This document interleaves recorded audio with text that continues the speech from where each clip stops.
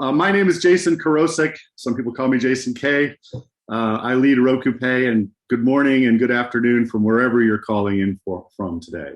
So what I want to do is tell you a little bit about Roku Pay for those newbies in the audience, and refresh for those of you who have joined us in previous years. So first, if you haven't already, you can use Slido to ask questions directly to myself or to any of the panelists here. I encourage you to take a picture of the QR code and bring up the Slido app and ask your questions, which would be great. So what is Roku Pay? Roku Pay is a trusted and convenient, safe way to purchase streaming content. That's a mouthful. It's all about streaming.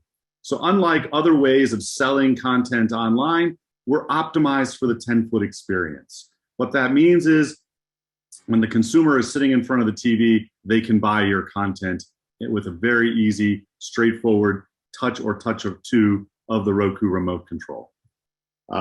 It's also safe and convenient because we've optimized it for the 10-foot experience.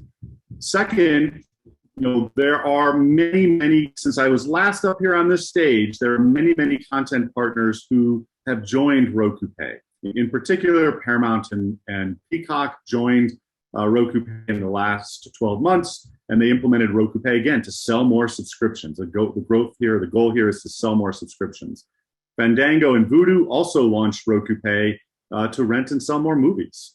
Sports networks have begun to accept Roku Pay as well, again, so they can sell access to the sports contents.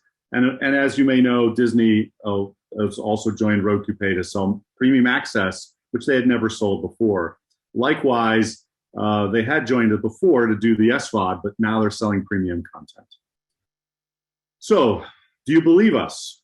Well, what we've done here is we've done a controlled A/B test with a very large MVPD. By a controlled A/B test, what I mean is that we had one group of folks that were exposed to Roku Pay as the option to subscribe. We had another group of folks who were not exposed to Roku Pay as an option to subscribe. And in that controlled A/B test, there were 6% more signups for those users using Roku Pay than those who were not exposed to Roku Pay. And then when we're talking about rolling to pay, a very important metric for all of you developers out there to see how many consumers go from a free trial to a pay, there were over 15% more consumers went and paid via Roku Pay than actually did the alternative, which means when you use Roku Pay, you're going to have 15% of those consumers, more of those consumers, start to sign up for Roku Pay. And then 9 months later, we also looked at these same two cohorts, and 15% of the Roku Pay users, more than 15% of the Roku Pay users were still using it compared to the cohort that shows that we're not exposed to Roku Pay. So in this, you know that you will be able to sell more if you're using Roku Pay versus not. And then what I wanted to go to finally is what you're going to hear from a variety of the speakers that are coming up next are all of the amazing things that we've accomplished in the last year. You could advance the slide. So this would be to acquire and retain more consumers. You're going to hear exactly how to integrate so that you can take advantage of these great Roku Pay features. One of the other things that we've done is we've done a lot of studying of the purchase funnel. And each of you developers have an option of how to integrate to Roku Pay and how to make those sales happen. Certain ways of integrating, we've noticed, sell more. Other ways, they sell less. And so we're going to share with you some of our tips on how you can integrate in a way that's going to sell more, including how you configure and optimize your products in the developer.roku.com portal. We also have optimized processing. So the way we're sending transactions into MasterCard and Visa has been fundamentally redone. So we are sending transactions in new ways so that your purchases will go through, your consumers' purchases will be successful. And then internationally, we'll be sharing quite a bit about how we've launched in a variety of countries that will enable you to sell to more consumers in more locations. And we'll give you some hints into our new architecture. Some of you engineers out there like to understand how we're doing this. So you'll be able to see or understand a little bit about our new architecture and then why that's important for you. With that, I'm going to hand it over to David Weiss to start to talk about how to acquire and retain more consumers. David? Okay, I'm also having the video problem here. Can you add me in? Hey, David, why don't you just go ahead and do it with the and do a voiceover over your slides? Sure. So hello, everybody. My name's Dave Weiss. I work in Roku Pay with the client development side. Today, what I'm going to be talking to you primarily about is the sign-up funnel, as well as how to streamline this purchase flow. I'm also going to talk about tactics on how to increase the longevity of your customers and drive up their lifetime value. The sign-up funnel has been around for quite some time. It used to be out on, with e-commerce, it's clear that for e-commerce, it's been tested and tested and tested. And then even before that, they were out on the old IVR and phone systems, if you can recall you call up and you order something. It's moved over to into mobile, and it's done a pretty good job there. But what's happened is, as the developers are starting to roll this out onto OTT and the 10-foot experience, they're transforming the e-commerce into a large screen with a simple remote. There's no keyboard or mouse there. So a lot of the times these sign-up funnels are getting really clunky, to put it lightly. So over the past 2 years, we've done a tremendous amount of work in optimizing this. But before I go too far into what we've done, let's review what a typical sign-up funnel or purchase funnel looks like. The first one is the lander page, right? This is where you're actually selling or promoting your content or promoting your services or products. This particular page should show a true value prop. It should have some imagery. It should have a clear call to action. And what your intention is in this page, you want the user to purchase your content. The idea here is that most of the people that click on enroll or start or sign up, they're going to complete the purchase process. And what we're finding is we're seeing a lot of friction in this funnel. And the friction's been there for about 2 or 3 years, and it's starting to get better. But one of the primary reasons it's causing problems is because the create account step is causing a lot of friction. Having to type in your name, your email, your zip code, your date of birth, and all of that information. It is arduous, and especially for a new user who's coming in and signing up for multiple services. They just entered all of their information on Roku, and now they're entering it again in each of these channels that they sign up. It just becomes a painful process. The next step of the funnel, if you have it, is to select a plan.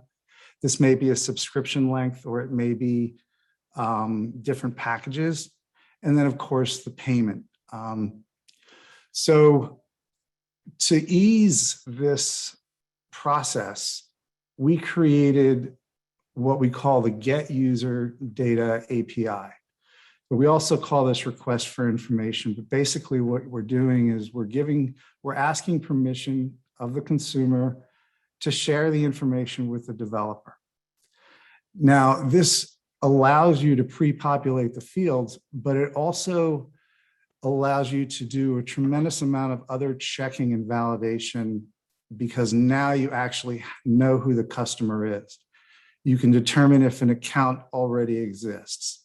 You can determine if they've had a free trial in the past. Potentially, you don't want to offer them another free trial. And then what we've figured out over the past year, working with several different partners, is that we can eliminate the account creation step completely from the 10-foot experience. There's actually no reason to collect that information from the remote or have the user sign up with all their information. To make sure that we filled out the complete package, including date of birth, to make sure that you don't you validate the age, as well as gender now. So we've also added the sign-in process to this. So if a user is signing in, we can pre-fill the email.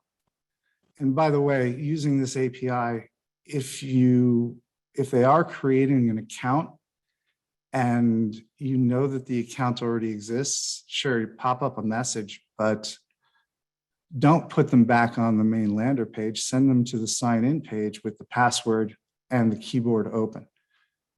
So that's sort of like one of the most powerful APIs that we have. Let me take you through a typical sign-up funnel after it's been optimized. So this is a lander page, and they just click one button to enroll. They get the RFI. That will send you the information. You can then take a look to see, does the account already exist? And then you just put them into Roku Pay. You've taken this sign-up funnel which could be almost 100 or 200 key presses, and you've turned it into 3. And we're seeing real results from this. Stars is an example of someone who's implemented this. And although we're doing A/B tests now, we're seeing tremendous amount of sign-up rate. Other partners have implemented this, and from the time we're seeing from the RFI to the Roku Pay screen, we're seeing only a 20% drop off, which is incredible. Some of you developers will have multiple plans. And if you don't have a multiple plan and you're only offering a single package, then I strongly encourage you to consider an annual plan. The annual plan, we're seeing take rates up to 30% and even higher. And the interesting thing about annual plans is that the people that sign up for them, we've got incredible renewal rates. You're effectively locking in the customers for a full year, and they're renewing. So you've not only increased your upfront revenue, but you've gained a customer that's going to stick around for a very long time. Now, to move between the plans, we recommend having the upgrade and downgrade component or cross grades within the account section or the settings section. That is where most of the developers are putting it now. Again, this is sort of like the old mobile days when everybody had their own design. Consumers are getting used to going to the account setting page to figure out what subscriptions they have and where they can change plans. Now, if you do offer it, this is a certification requirement, but we have a grouping function within the developer portal. That way you can't sell a ad-free and an ad-based product together. They're standalone.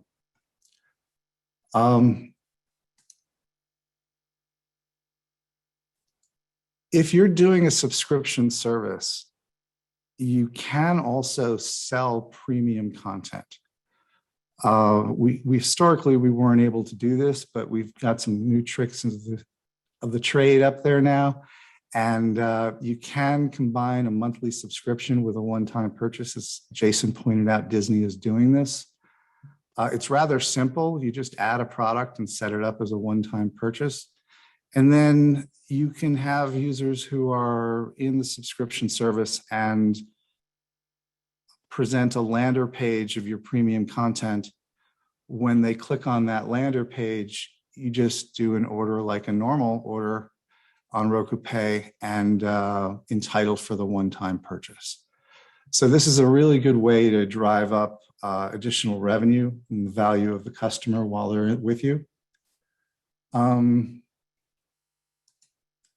Another thing that we're seeing out there that's really taking off is the addition of add-ons or bundles.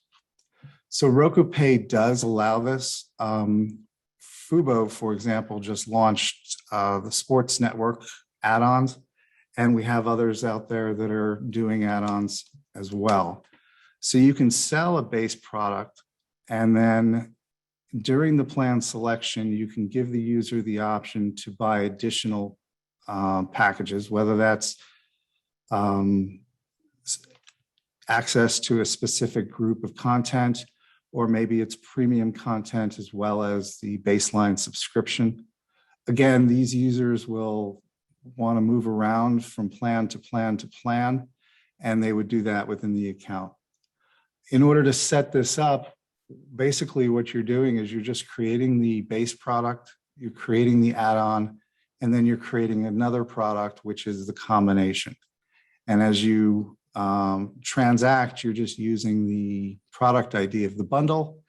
And of course, you can upgrade at any time, or you can downgrade as well. So what I've talked to you about are ways to streamline and acquire new customers, increase the amount of revenue you're driving by either implementing annual plans or selling additional content, as well as tips and tricks on how to streamline the funnel.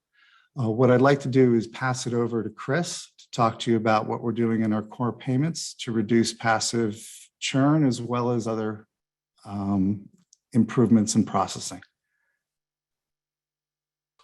Thanks, Dave. Good morning, everyone, and good afternoon to you. My name is Chris Underwood, and I lead our core payments team here at Roku. And today I'd like to talk about all the amazing work and investments that Roku has done over the last year. If you go to the next slide, please. So our payments platform is built on a sophisticated tech stack that maximizes payments for our partners. And for those who don't know, Roku accepts payment types ranging from credit, debit, prepaid, as well as alternative payments such as PayPal and Klarna, with plans to continue to invest globally while staying up to date with all the latest payment trends. To give you a background, as Jason alluded to earlier, last year, Roku heavily invested in rebuilding our entire payments platform, having developed new microservices and payment orchestration layers and paving the path for success and fundamentally changing the way we process transactions today. This year, we're focused on implementing and improving our authorization strategies and maximizing our payment conversions, all while scaling our real-time decision management capabilities. We've called out 4 key drivers here in our success, with a footnote that each one of these initiatives are seamless to you, the partner, and the end consumer, meaning no additional technical integration investments needed from you. So our first product here is what we call our transaction healing and repair. As you may know, issuer acceptance for cards varies by card type. For example, a debit card issuer might have a different acceptance requirement than a prepaid card. Same goes for credit. So using analytics, Roku receives a decline response. We'll immediately retry using the various back-end issuer-specific auth techniques, and applying these different auth techniques has proven to increase our authorization rates and lower our overall decline rates. The real-time card and account updates initiative is a product that is provided by Visa and MasterCard. When a card is expired or closed, it allows Roku to request via API an updated payment credential. So using the card scheme's account updater service, when the consumer's method of payment on file is expired at the point in which they are transacting on our platform, we'll reach out to the card schemes to request an updated payment credential in real time. If the updated request comes back as closed, we'll update the consumer of the failed payment event. If the payment credential was successful, Roku would then retry that payment transaction again in real time against the new payment credential. All of this provides a seamless end user experience in which the consumer does not have to re-enter their payment credentials on a failed payment event. The smart transaction routing product is, we utilize the millions of authorization attempts we see. Roku has the unique ability to identify and route transactions through different payment rails, which we've identified as having the highest authorization rate. So an example of a payment rail is let's say for a debit card. The debit card might be branded as a MasterCard, but on the back of the card is supported by various different types of debit networks like NICE and Star. Roku has the ability to determine and route based off what we believe to be the optimal path for acceptance. If declined on that initial attempt, we'll revert and retry using the transaction healing process, similar to what we did at the healing and repair initiative. All this, again, is seamless to you and allows us to ensure that we are using the proper auth techniques to ensure the payment is both from an authorization rail perspective as well as a auth request and type has the optimal optimization success rate. And lastly, network tokens. So similar to Account Updater, the network token product ensures credentials are up to date, meaning the network token product is the card scheme's most up-to-date payment credential in which Roku simply has to authorize the network token on file. When a consumer enters a new payment method, Roku would provision that card to make sure that it is eligible for a network token request. Upon authorization, Roku determines whether the issuer is more inclined to accept the payment authorization via network token, or should we use what we call a PAN, which is the full card details within our authorization request. So these efforts have real results for you, the partner, and our consumers, improving our overall authorization rates by more than 3.2 percentage points this year. All this translates directly to you, our partners' top line, and improving our authorization rates, ultimately saving subscriptions from unnecessary churn month over month. Roku is continuously investing and improving in our Roku platform. And this year, we've seen near triple-digit growth while decline rates continuing to drop. Roku is now a better place to support the various payment innovations and authorization techniques, allowing us to support our partners' growth both domestically and internationally. And with that, I will hand that off to Charles. Thanks, Chris. I appreciate it. So, hi, everybody. Good morning, good afternoon. My name is Charles Fletcher, and I lead up Roku Pay's international expansion. I think we can go to the next slide. So the most common question I get about international and Roku Pay is, it sounds great, but how do I do this? It sounds difficult. I hear a lot of people who assume that there's going to be difficulty with it. But the good news is that it really isn't difficult. It's not a difficult process, and we try really hard not to make it harder than it needs to be.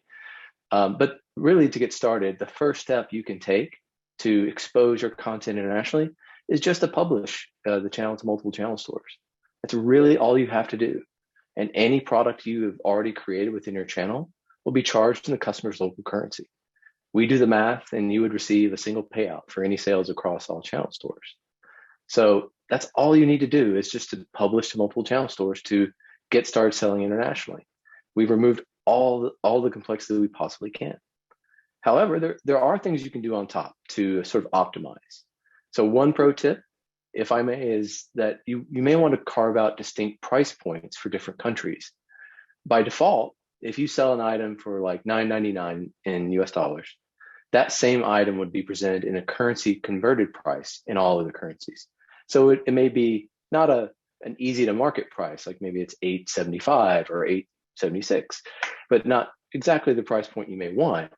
So to solve for that, you can create a new product within the channel and use a price tier that corresponds to the price you want in the designated currency. So for example, if you wanted to sell a product for $9.99 and sell that same product for, let's say, 11 Canadian dollars, then you would just create that second product and you would choose a price tier that corresponds to that 11 Canadian dollars. And your Canadian customer, you would sort of present that product to, that Canadian dollar denominated product. But just creating that product within the channel is most of the work. It's really not that challenging. But after that, again, you'll still collect any sales across any channel store across the globe, and we will remit a single payment. Here you can probably see that we have local currency support in many key markets, most of our key markets, and we have some Latin American countries in US dollars. We'll look to improve that, but right now I think we've got really good currency coverage for our consumers. And we've still been working on things. So we've made it easy, but at the same time, we're making improvements to give more business opportunity to you. So next slide, please. You may have heard that we recently launched in Germany, Roku. And from a Roku Pay perspective, we wanted to make sure that we took a local consumer's payment preferences into account. And you may know in Germany, it's very common to pay for goods and services with bank transfers. And so to do that, we enabled direct debit in Germany. That's a very common way that a consumer may want to pay. And we offer that alongside PayPal and cards so that a German consumer can choose among any sort of desired payment methods. And we're looking to extend the same idea to offer choice to consumers in any market. So that's to come, but we're doing well. But that's really the story about international. It was a short story. It's an easy story. You need to publish in multiple channel stores. The optimization I recommend, again, is think about price points for your consumers in different markets, but you don't have to do a lot of complex coding. You don't have to do a lot of different and nuanced things. It's easy to get started selling internationally. With that, I'd like to turn it over to Sanjeev, who leads up our engineering team. Thanks, Charles. Thanks. Hi, all. My name is Sanjeev Ramakumar. I lead commerce engineering at Roku, which includes Roku Pay. Today, I wanted to chat about a couple of enhancements we've made to the channel store APIs. Perfect, good timing. So first, we've added the ability for developers to now identify whether Roku Pay subscription purchases originated from instant signup. So how do we do that? The channel store APIs, the get purchases and the get all purchases nodes now return two additional parameters. One is purchase channel, and the values for that can either be web or device, depending on the channel that they're purchasing it from. And then the other one is purchase context, which is the one that tells you whether it's an ISU purchase or an in-app purchase. So those are the two ways for which to identify whether or not the purchase was an instant sign-up purchase. The second thing we've done is now developers can directly use the channel store API to check whether a subscription is in a passive cancellation state, otherwise known as done-in. So previously, you had to pass the transaction ID to validate transaction in order to get this information, but now the channel store APIs have this information. And you can use the get all purchases and get purchases calls, and that returns a status field and an in-done-in flag. And you'll use the combination of the two to figure out whether a subscription is in the passive cancellation state. So those are two big enhancements we've made. Please feel free to use these new enhancements in your applications. Next slide, please. If you're just getting started with Roku Pay, we have several video tutorials to get you ramped up. There's a ton of great info in there for all of you. We recently added a new one, which is the last one, creating an SWOT channel. So please take a look at it when you get a chance. Next slide. And finally, here is our complete suite of documentation, including the video tutorials. There's documentation around getting started, as well as with some of the more in-depth capabilities. So please do go ahead, take a look. Looking forward to any questions. And with that, I'll hand it back to Tom for closing remarks. Thanks, Sanjeev. All right, so at this time, I'll invite all of the panelists to turn on their cameras and unmute their microphones. Glad to see that we can do that all now. Sorry about the technical difficulties at the onset.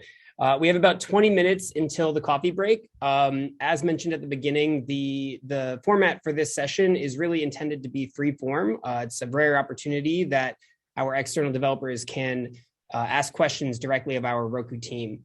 So that is what this is intended to be. So now I'm going to take over screen share, and we have some questions in Slido. And so I'm going to address these. Some of these came in before the Developer Summit. And so I'll start from the top. Do we need to make any changes to our channel code or channel store settings in order to take advantage of the German market? Is there anything special about Roku's financial presence in Germany that we should be cognizant of as developers? Charles, why don't you take that one? Sure. And it may have come through in my comments today, but the good news is there's really no work that you need to do as a developer to take advantage. And there's nothing but good news. Now we have a new market to play in, and it's an exciting opportunity. So I do hope that everyone looks at it. Cool. And actually, just a quick note before I continue reading these questions, since this is the first panel of the day, I do just want to remind everybody in attendance that there is an upvoting feature within Slido. So as we get more and more questions, we want to make sure to prioritize the questions that have the most interest among the attendees. So please feel free to use the thumbs up feature. So with that, I'll read Paul Volkal's question. As we're adding more countries, discount offers, etc., the need to create price point products is becoming a pain point. Why not allow developers to set independent per country price tiers in a single product? Charles, again? Absolutely. So, and this is acknowledged. We know that it's not perfect. There's improvements to make here, and it's something that we're definitely interested in looking at, and we do want to help you here. So just know that we've taken note here, and something that we'll take back for sure. Cool. I'll also speak to the €1.99, the €1.99. Same. We'll take that back and take that into account too. Thank you. Awesome. Okay, so back to some of the pre-seed questions that we received ahead of the Developer Summit. If we remove the account creation setup from our purchase funnel, what happens if a customer declines to use the RFI API? How can they create an account using a different email than the email on file for their Roku account? David? Well, just to start, most of our customers are clicking through with their Roku credentials. We're seeing about 80% of them. But as a safeguard, what you can do is if they do cancel, you have two choices. You can either drop them back at the first page, which is not a very good consumer experience, or you can bring them to the edit email screen and allow that. It's not the best solution from a consumer standpoint. We'd like them to use their Roku credentials, but if they don't want to use it, then we give them a branch to be able to enter it on the sign-up funnel. Excellent. So now we have a question from Brian Smith. If I want my own price to be $10.99 a month, exchange rates will change the cost in Germany for Deutschmarks. So their cost will vary each. So will their cost vary each month? I think this is a question around how we address changing exchange rates in real time. Great question. Happy to address it. So, and that's very much why I was speaking to individual price points. So it would. So that price may fluctuate in a converted amount. And so that's all the more reason to think about that in customers' price point and potentially looking at creating a distinct price point for that currency. So Charles, again, you presented this earlier, but you might want to take a second and talk about, how to avoid this problem, because if they set the price point in country, I think some of this will go away for the consumer, right? Yes, exactly. So let's just use the example again of the US and Germany. If you use the same price tier, let's say that it's a $9.99 price tier in US dollars, and that is converted in euro, that's just not going to be that sensitive price. And as currency values change, that it may fluctuate, right? And so to address that, you create a euro priced product that you would surface to your customers in Germany. And that euro price product is something that you can control that price. That euro price is stable. So that's the recommendation of how you would resolve that for consumers. Excellent, good tip. Okay, so This question is a question around the effectiveness of different measures we've taken within Roku Pay for optimization. So in your efforts to improve the authorization rates, which had the greatest impact? Chris, why don't you take that one? Yeah, happy to. All have had incremental improvements across the board. I would say network tokens, the network token initiative had the largest impact at both the transaction and user level authorization rates. To add a bit more color to that, we've seen a reduction in our churn metrics over the 4-month tests of roughly 3 percentage points. When we think about churn as a whole, the churn rates across the different payment cycles have reduced by 3 percentage points. So I think that was the largest impact across the 4 main initiatives, but each initiative had incremental value. Awesome. So we have a question here from Andres Del Rio. It's a question around end user experience, ultimately with the add-ons. So the question reads, regarding the new feature of add-ons, how will the users see their subscriptions on my.roku.com? Will those be separated subscriptions? Would it be possible to control whether a user cannot cancel an add-on if it's associated with a base product? So, Jason, you want me to take that? Yes, please. So there's 2 questions there. One of them is, will they show up as 2 items on the myroku.com subscription? So the answer is no. What you're doing is you're creating a product that is basically a bundle of the base product and the add-on. So they're going to show up as a single line item on the My Subscription page. And as for whether or not you want to allow them to cancel an add-on that's associated with a bundle, or are you asking if they cancel the bundle, the base package that's associated with the add-on? So in the first scenario, what you're doing is you create a bundle, and you got to ask, do you want them to be able to downgrade to the base package? And most of our partners do allow a downgrade to the base package. The question around whether or not, if you bought an add-on and a base, can I cancel the base and keep the add-on? The answer is no. You would set up the product so that wouldn't be allowed. Excellent. So Andres, hopefully that answered your question. I think there was sort of a prompt to you for clarification. So if you do feel you wanted to elaborate more on the nature of the question, feel free to use Zoom's raise hand feature and we can call on you.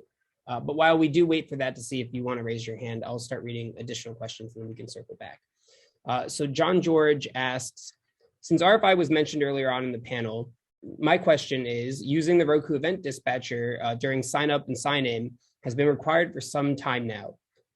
Can Roku share any stats on common points as to which users abandon either flow? David, why don't you take a shot at that? I would just offer a few introductory comments. One of the reasons why we introduced Red was to really understand consumer behavior, because as we're tracking to see what consumers are doing in the flow, we're looking for common understanding, things that we can learn. And the big thing that David presented earlier today was that by reconfiguring the way that you're integrated and reconfiguring the sign-up flow, heavily using RFI will improve your sign-up results. It will increase your sales. And that's what David went through earlier in this presentation. As far as specific stats, I don't know, David, if there are any that we could share other than that general comment, but if there are, I hand it to you. Yeah, for those partners that are using the Red Event Dispatcher, one of the reasons why we implemented it was because partners are only looking at a portion of the sign-up funnel. They don't get to see the Roku pages that are involved, and the other way around, Roku is only looking at what we see. So by implementing Red, what you're able to do is get a monthly report that is available on developer.roku.com. And that will give you not only your pages that you're tracking, but it'll also give you the Roku Pay pages, which include the RFI and the do order screen. So this report is available in Developer .com, and it is a monthly report that you can download. Great. So you can get the data on the portal. Fantastic. Excellent. Yep. So Alex Hackney asks a question around TVOD ultimately. So the question is, the majority of Roku channels are free or subscription based. Our business model is per event. We sell individual event access as a pay-per-view. Can you summarize the payment flow for this type of application? Any tips or suggestions? And I would just add a piece of color here. It might be good to both touch on the end user experience as to what the flow should be and how we see that flow being optimized, but also any color you can add on how to actually set up TVOD within the channel itself. Sure, and I think this would be a combination of Sanjeev and David and maybe Ranjan to talk a little bit about this. But I think in addition to what Tom said, there's two parts. One is just straight selling pay-per-view, and then there's selling pay-per-view within an already subscription application. So you have two different sort of integration paradigms that would be used. David, do you want to kick us off? And then Sanjeev and Ranjan, if you want to add something, that'd be great. Sure. So if the assumption is that you're only selling TVOD or premium events, then what you do is you set yourself up as a TVOD channel, and then you leverage, rather than the do order, I believe it's a get partner order. This is a powerful channel store API in the sense that what you're doing is you can define the price that you want to sell. As a TVOD channel, you're most likely going to have a catalog of hundreds or thousands of titles. So we don't want you to have to go in and enter all those titles within our catalog system. We've given you the power to be able to insert your own price and send along the title of the video. And you can also even send in a discount code for some of our partners who have their own rewards programs or coupon codes. And then we'll calculate the difference and charge only. So if it's $10 and it's a $5 discount, we'll add tax and charge them $5.25 or whatever it is. And that will flow through to the invoice. I think that answers the question. First half. Sanjeev? Nothing more to add from my side. Ranjan, did you have anything else to add?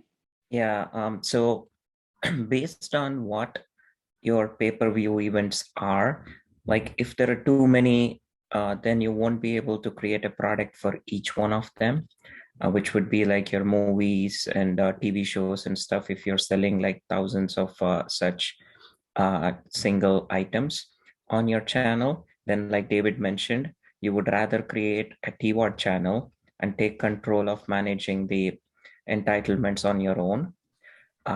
If that is not the case, but if the case is where you are selling individual items, but it is infrequent, like pay-per-view events that could be created as products on our side, then you can set your channel as an SVOD channel. You can have subscriptions as well.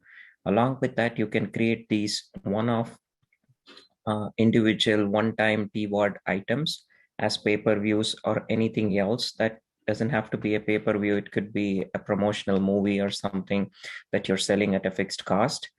But you can create a product for each one of those. Then we help you manage the entitlements on our side. So that's a little bit of variation. You can't set the price dynamically. However, if you do go through our product setup and let them purchase the product, you can leverage our entitlements or validate transaction notification. Everything works as if it's in a subscription, but one-time purchase. If you go the other way of pure TVOD, then all your details about the movie purchase, description, price is set by you in the APIs, and we don't manage any entitlements or library or anything like that for you. Excellent. So we've got about 7 minutes left. We have two questions, both with one upvote, so I'll take them in the order they came in. Stuart asks, what tools do you have to help compose messages that mention currency? For example, imagine a message that says get feature X for just $1 more. This needs to be presented appropriately in whatever local currency. Charles, you want to kick us off? No problem. So to be open, that's a great idea. It's not something that I'm aware of that we have today. So just something for us to take back and think about. Could be a good improvement. Thank you for that. As with all of these questions and these ideas, the team that you see in front of you is the team that is developing and defining our roadmap and our features and functions. And so we take your suggestions very seriously. And I think that this is a good idea amongst many that we'll consider. Yeah, a quick note I can add to that too is that this Slido room isn't going to necessarily close when this session ends. So it won't be very useful to write in questions after this session ends, but you can take another hour or two until the room closes and funnel in any feature requests that you have, and then I can make sure that gets to this team in front of you. So the last question that we have, unless more come in, is from Oscar Sanchez, and he asks, how can Roku Pay be tested by different Roku accounts? For example, one dev account and two QA accounts. Right now, everybody who wants to test it has to format their Roku device and link it with the same Roku account in which the in-channel products were created. How about Ranjan and Sanjeev taking this one?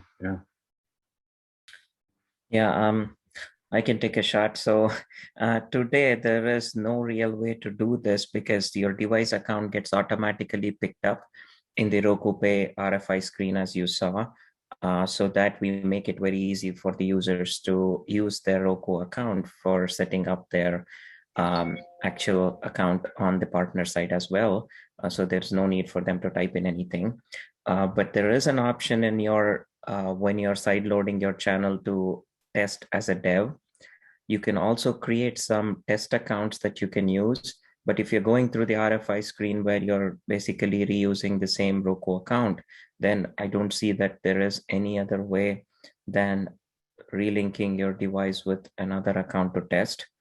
But this is a good idea. We haven't built a lot on the testing side in the near past, so probably good to spend some time on the product side to think about how to help developers test using same accounts. Sanjeev, did you have anything you wanted to add to that? No, that covers it. I think definitely a good suggestion. We can go back and take a look at this one. Okay, and I see Oscar is actually raising his hand, so I'll call on you in just a second, Oscar. One thing that I'll add as well is that we do have this multi-user feature within the developer dashboard where you can grant other users access to your account. Now, as I'm sure you're aware, Oscar, that feature has one major limitation, which is that even when you are accessing somebody else's dashboard, the billing testing feature, as it's called, still won't necessarily reflect on anybody other than that root account. That's a limitation and a feature request that we're very aware of, and it is one that we're tracking, but I can't necessarily offer more than that at this time. So with that being said, I will call on you though, Oscar. So you can now unmute your audio, and if you do have any elaborations, feel free to fire away. Yeah, it was mostly what you said at the end that, I mean, when I started testing it, I thought I could use the user testing accounts to give other access to my Roku Pay build that I was working with, but I ended with the, what I asked before, giving maybe everybody else using the same account to test it. But yeah, a lot of limitations in that, but maybe there's something that are you guys planning or that you can talk about? Yeah, we can't necessarily commit to anything in this format, but as I said, that is a known limitation, and it's something that is top of mind for me and the team. Thanks. Sure thing. So that concludes all the questions we have. We have 3 more minutes before this session ends. So I'll keep the bridge open for maybe 60 seconds or so. And then if no questions come in, we can get to our coffee break just a little bit early. But also, by all means, fill the time. Hey, Tom, I'm also happy to just summarize here. I mean, I think what you've heard from the Roku Pay team is that Roku Pay is optimized for that 10-foot experience.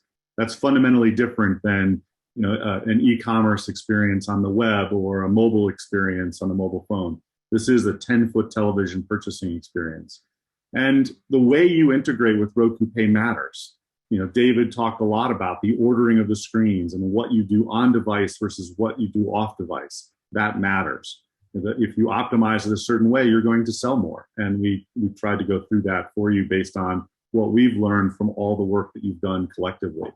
We continue to invest in infrastructure to enable better selling to customers, to consumers.